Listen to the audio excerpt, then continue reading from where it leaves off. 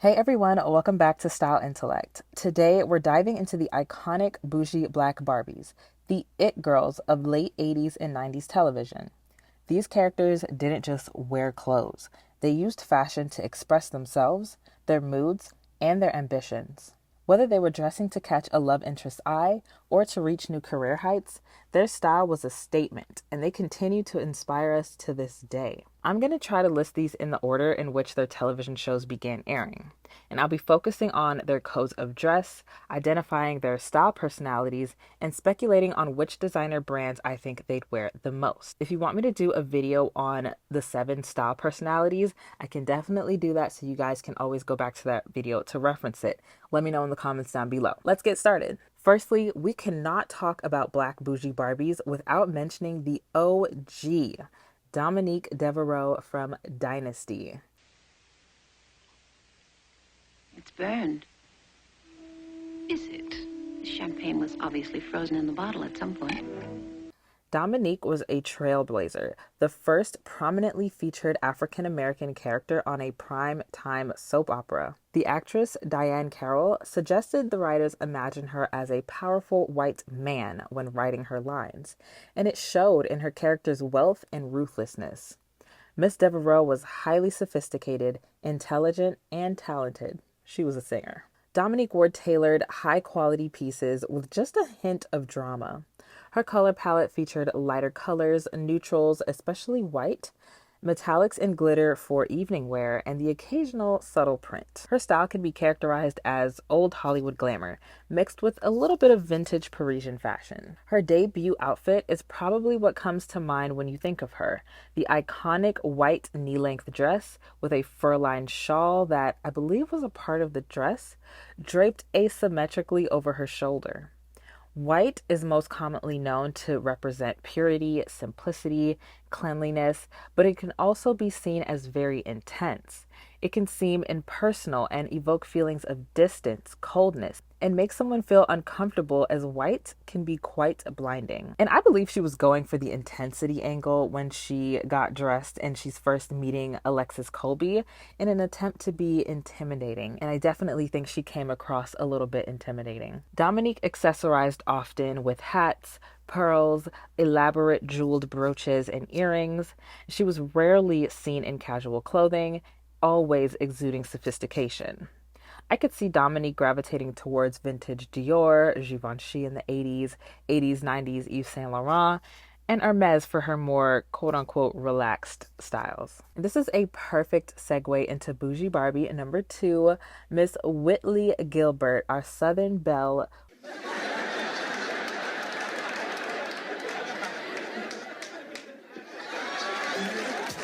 whose mother was actually played by the same actress who portrayed Dominique Deveraux. Hey, you know, I've won prizes for my pig's feet and fried okra. Well, perhaps you could cater my ex-husband's wife's sweet 16. Oh, yeah.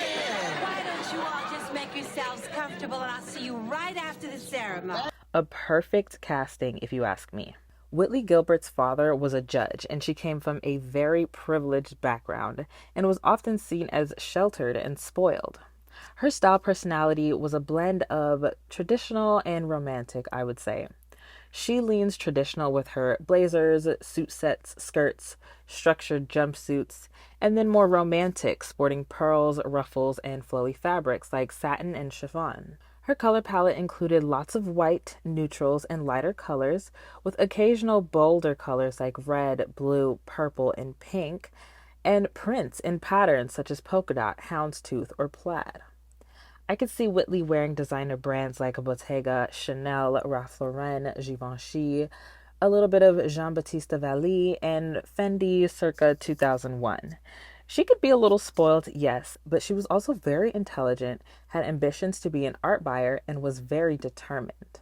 I loved Whitley's character development throughout the show, and she gave us looks right up until the end. Next up is Lisa Turtle from Saved by the Bell. Oh, Mama! Smells like it. Oh. Sounds like 5,000. Give or take a 20. Yes. Coming from a wealthy background, her parents were both surgeons and they lived in the Palisades of Southern California, which is a very affluent area. Lisa was trendy and always ahead of the curve. Her goal was to become a fashion designer, and she did eventually go on to attend the Fashion Institute of Technology in New York. Lisa kept it interesting with her style and was very experimental with her playful outfits.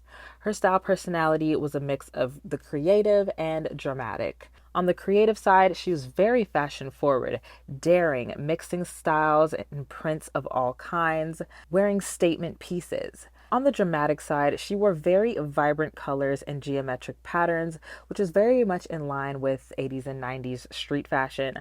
She always paired her outfits with bold accessories like these standout earrings and purses, colored scrunchies or hats, and we can't forget about her gorgeous, voluminous curly hair, which was always styled according to her outfits. I mean, look at these earrings that this girl was wearing.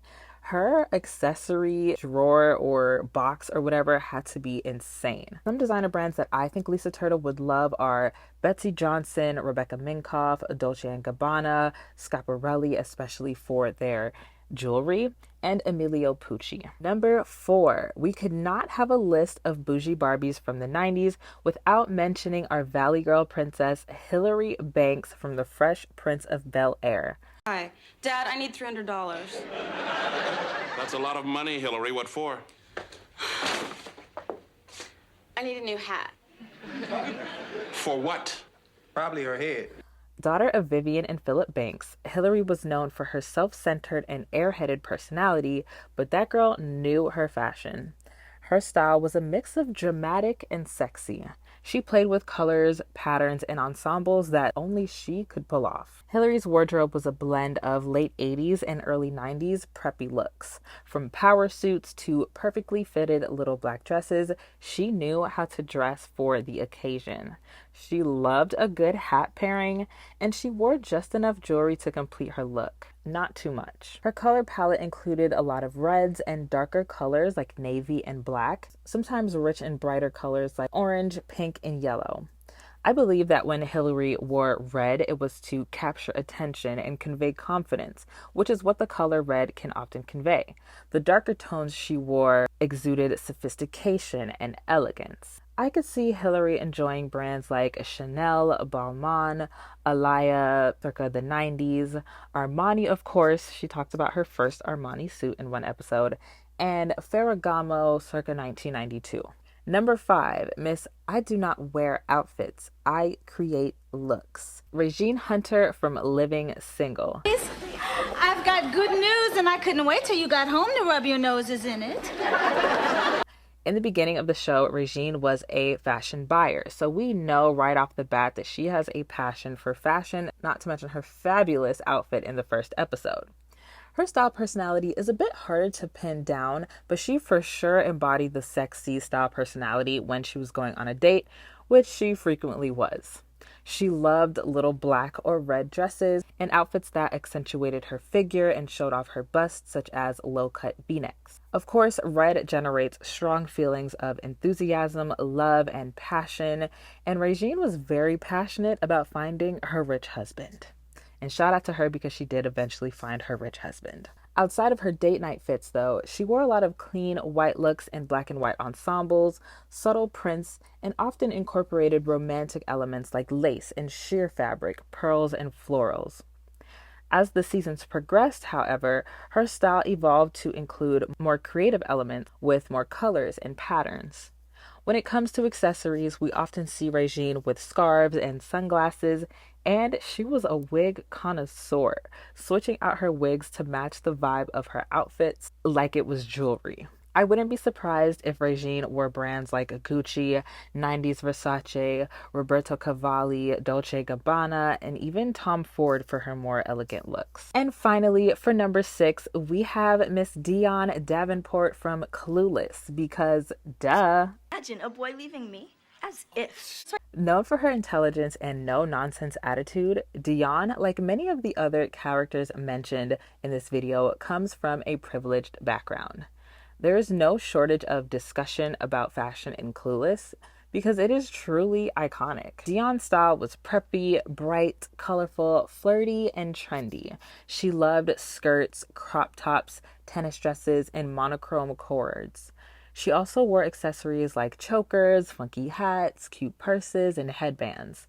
Her hair was always on point, from straight styles to curly to box braids. Her style personality was a mix of sexy and creative, fashion forward and flattering silhouettes, bold prints, and textures like patent leather. You could tell that Dionne put a lot of thought and effort into each look and her color coordination, and yet somehow she managed to make it look easy. She also wasn't afraid to show a little skin here and there. If I were to guess, I would say that Dionne might wear Chanel, 90s Versace, Blue Marine, and maybe 90s Ferragamo. And there you have it.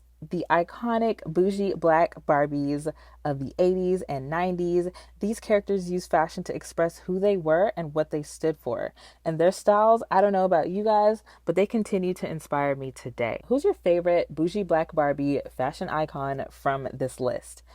If we're speaking strictly fashion, I think I would say Whitley Gilbert is probably my favorite, but it's so hard to choose. All of these characters had such amazing styles. It really just depends on the day, honestly.